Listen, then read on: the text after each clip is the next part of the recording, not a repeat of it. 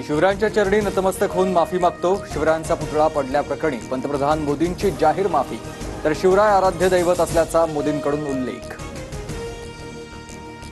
माफी मागून काही होणार नाही, जनताच मोदींचं सरकार कलम करणार, अंबादास दानवेंचा हल्लाबोल। तर पेशवाईनं पुन्हा शिवरायांचा अपमान केला, नाना पटोलेंचा निशाणा। भ्रष्टाचार आणि निष्काळजीपणाला शिवरायांनी कधीच माफी दिली नाही, महाराष्ट्र या चुकीलाही माफी देऊ शकणार नाही। मोदींच्या माफीनंतर जयंत पाटलांची टीका। ज्यांनी सावरकरांना शिव्या दिल्या त्यांनी माफी मागितली का? पंतप्रधान मोदींचा विरोधकांवर हल्लाबोल। विरोधकांना कधी पश्चाताप होत नसल्याचीही मोदींची टीका।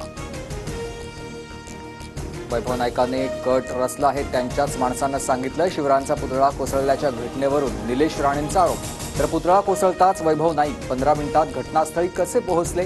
निलेश राणेंचा सवाल।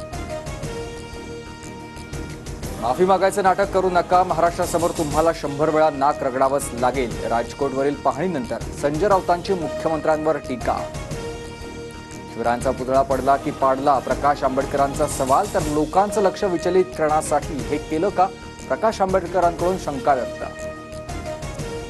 शिवरायांचा पुतळा नव्यानं उभारण्यासाठी समिती स्थापन, मनीष म्हैसकर समितीच्या अध्यक्षपदी। तर इतिहासकार जयसिंगराव पवार विशेष निमंत्रित सदस्य। IIT मुंबईतील तज्ज्ञ प्राध्यापक अभियंत्यांचाही समितीत समावेश। पुतळा नेव्हीनं केला किंवा PWDनं असा वाद घालण्यात अर्थ नाही। अजित पवारांनी सरकारमधील नेत्यांचेच कान टोचले। शिल्पकार पळून पळून कुठे जाणार? अजित दादांचं वक्तव्य। राजकोट किल्ल्यावरील पुतळा अपघात प्रकरणी बांधकाम सल्लागार चेतन पाटील पोलिसांच्या ताब्यात। चेतन पाटीलची मालवण पोलीस ठाण्यात कसून चौकशी। राष्ट्रवादीशी आयुष्यात कधी पटलं नाही, महाराष्ट्राच्या राष्ट्रवादीच्या नेत्यांसोबत बसलो तरी बाहेर आलो की उलट्या होतात, तानाजी सावंतांचं विधान। सावंतांच्या प्रश्नावर मात्र अजित पवारांनी बोलणं टाळलं। तानाजी सावंतांची हकालपट्टी करा, बिनशर्त माफी मागायला लावा। हाफकिन संस्थेला माणूस म्हणू शकतात, ते काहीही बोलू शकतात, अमोल मिटकरी आक्रमक। तानाजी सावंत राज्यकर्ता म्हणून लायकीचे नाहीत, एवढीच मळमळ होत असेल तर म्हशीचं इंजेक्शन आणि डॉक्टर पाठवते। रुपाली ठोंबरेंचा तानाजी सावंतांवर निशाणा। सार्वजनिक पाणीपुरवठ्याबाबत प्रश्न विचारताच तानाजी सावंतांनी काढले शेतकऱ्यांचे अवकाश। सुपारी घेऊन मला प्रश्न विचारायचे नाहीत, सावंतांचा दम। तर म्हणणं ऐकून न घेताच सावंत समर्थकांनी वृद्ध दाम्पत्याला शेतकऱ्याला बाहेर काढलं।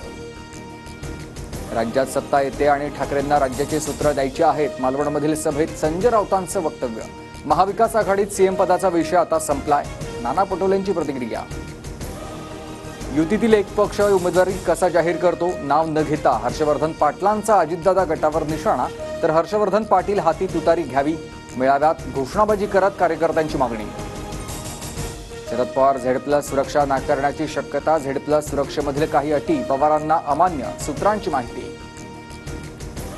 काँग्रेसचे देगलूरचे माजी आमदार जितेश अंतारपूरकर यांचा भाजपात प्रवेश, मुंबईतील भाजप कार्यालयात पक्षप्रवेश संपन्न।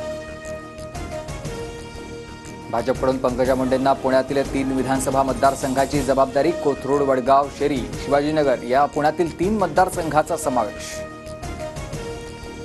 पूजा खेडकरकडून दिल्ली हायकोर्टात प्रतिज्ञापत्र सादर, नाव आणि आडनावात बदल केला नसल्याचा पूजाचा दावा। तर सर्व विभागांनी रीतसर प्रमाणपत्र दिल्याचीही माहिती।